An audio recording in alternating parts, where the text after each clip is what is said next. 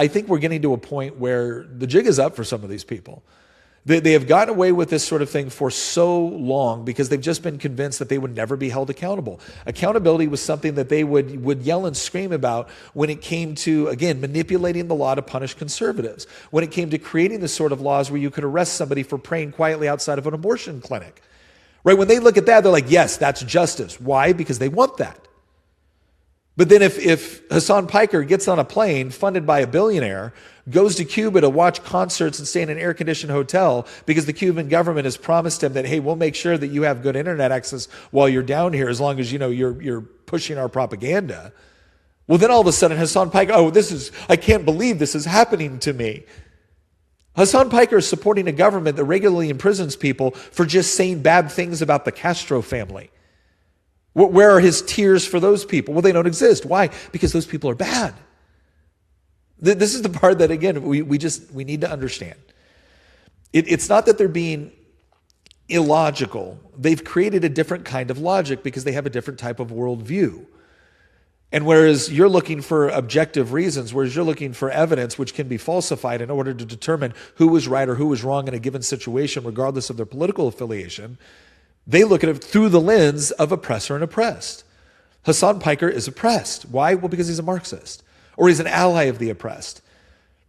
But what about the poor person that got thrown in jail because they said something bad about Fidel Castro? No, they're an oppressor. Why? Well, because they've teamed up with oppressive regimes.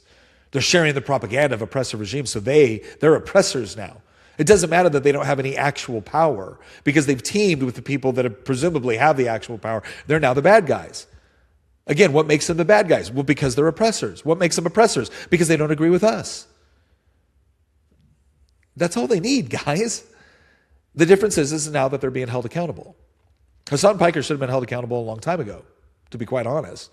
But again, as conservatives, we're careful about this. We like to draw very, very straight and clear lines. We want people to know that they are free to speak.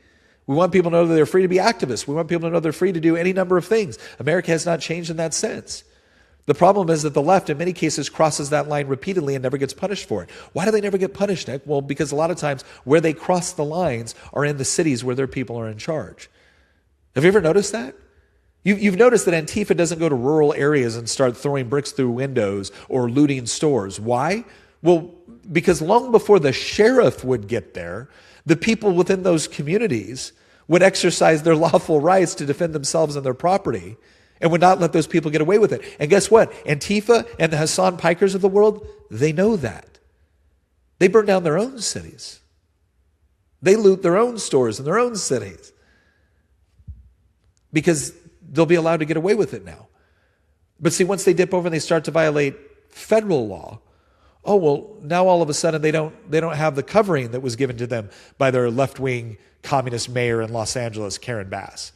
They don't have the protective covering of district attorneys or attorney generals or governors that will not only refuse to prosecute them, but platform them and elevate them as proud voices within the party.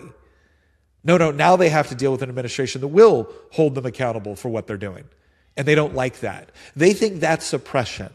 That's not oppression, Hasan. What's oppression is the governments that you support. What's oppression is the Chinese government using slave labor. What's oppression is the communist government throwing poor people in jail for saying bad things about the government. What's oppression is a dissident voice in Cuba getting imprisoned, tortured, having all their property confiscated for saying things against a regime. Whereas you in the United States say whatever you want against the Trump administration and nothing happens. That's the difference. It's the reason why you live here and you don't live there. Maybe it's the reason why your parents engaged in birth tourism to come here to have you, so that you could actually use your U.S. citizenship to undermine and destroy the United States. So we could replace it with the sort of government that runs countries in a way that you don't want to live there. And this is why we do need to end birthright citizenship. But it's also why we need to actively prosecute people doing what Hasan Piker is doing. We need to actively prosecute. He has violated the law. So, do what we're doing. He's getting due process. He'll get an attorney. He'll be able to do all that stuff. But at the end of the day, he needs to be held accountable. So, welcome to the new world. Welcome to the new world where you actually get held to account now. Hope you enjoy it. I know I'm enjoying it right now.